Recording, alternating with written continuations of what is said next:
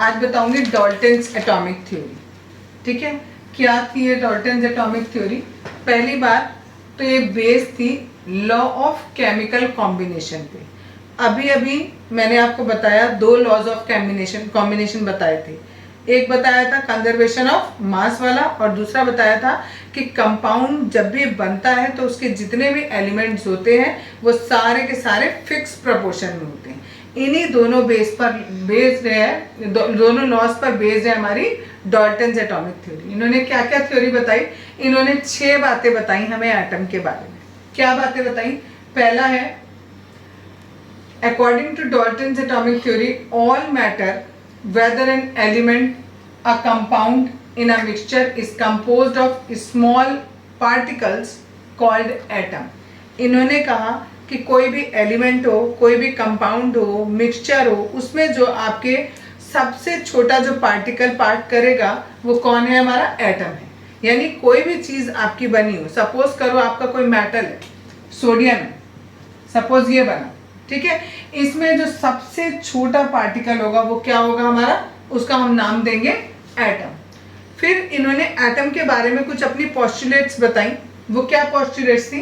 पहला है, all matter is made up of very tiny particles called atom. हर एक मैटर, कैसा भी मैटर, वो किससे बना होगा? छोटे छोटे पार्टिकल से बना होगा, और उन छोटे पार्टिकल को हम क्या कहते हैं? एटम कहते हैं। दूसरी बात, एटम्स आर इनडिविजिबल। एटम कैसा पार्टिकल है? इनडिविजिबल है, जिसको हम आगे फर्दर डिवाइड नहीं कर सकते। आगे जाकर ये गलत साबित हुआ, हम इसको एटम को आगे फर्दर डिवाइड कर सकते हैं, लेकिन जब तक डाल्टन ने पता लगाया था उस समय तक एटम सबसे छोटा पार्टिकल था, उसको हम फर्दर डिवाइड नहीं कर सकते थे। Which can not be created और destroyed in a chemical reaction. और ये इतना छोटा एलिमेंट था, ठीक है, एलिमेंट नहीं सॉरी, एटम इतना छोटा होता है, इंडिविजिबल होता है कि इसको ना हम बना सकते हैं ना हम इसको डिस्ट्रॉय कर सकते हैं किसी एक केमिकल रिएक्शन में। नेक्स्ट है, atoms of given element are identical in mass and chemical properties. अगर हमारा किसी एक ही मैटर के एलिमेंट है तो वो सारे के सारे एक जैसे होंगे। जस्ट सपोज करो, मैंने बताया था सोडियम, सोडियम में मैंने बोला ये एक एटम है, एक ये एटम है, एक ये एटम है, ऐसे इसमें कई हजारों एटम है, ठीक है। तो वो कह रहे हैं अगर एक आपका एलिमेंट है, उस एक एलिमेंट के जितने भी एटम होंगे उन सब का मास, इसका जितना मास होगा उतना ही इसका भी होगा, उतना ही इसका भी होगा, और इन सब की प्रॉपर्टीज भी कैसी होंगी? एक जैसी। क्यों? क्योंकि ये एक ही मैटर के हैं। जब एक मैटर के हैं तो सबकी सब प्रॉपर्टी कैसी होगी? एक जैसी होगी, ठीक है। इसी का उल्टा इसमें दिया था, एटम ऑफ गिवन एलिमेंट, किसी एक एलिमेंट के सारे जितने भी एटम है सबका मास भी सेम और सबकी प्रॉपर्टी भी सेम।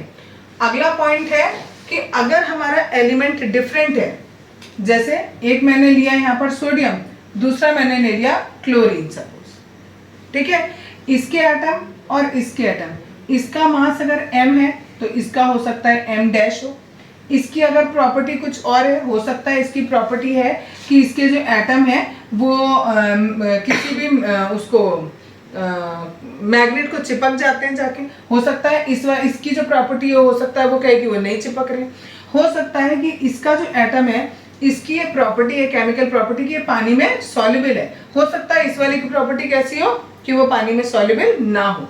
तो यानी इन्होंने कहा अगर एलिमेंट फर्क हो गए तो उनकी प्रॉपर्टीज भी क्या हो जाएंगी?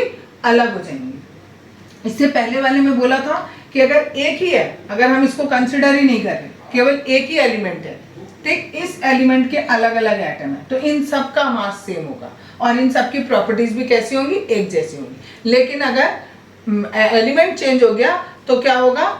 उनकी प्रॉपर्टीज भी अलग और मास भी अलग हो जाएगा।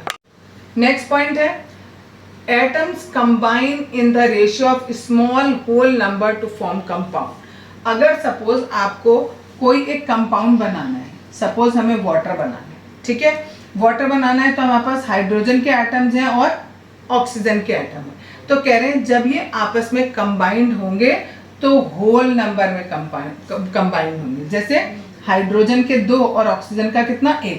हम ऐसे नहीं लिख रहे हाइड्रोजन का 1 और ऑक्सीजन का आधा, नहीं, ठीक है, आधा अधूरा नहीं लेना है। कैसे लेना है?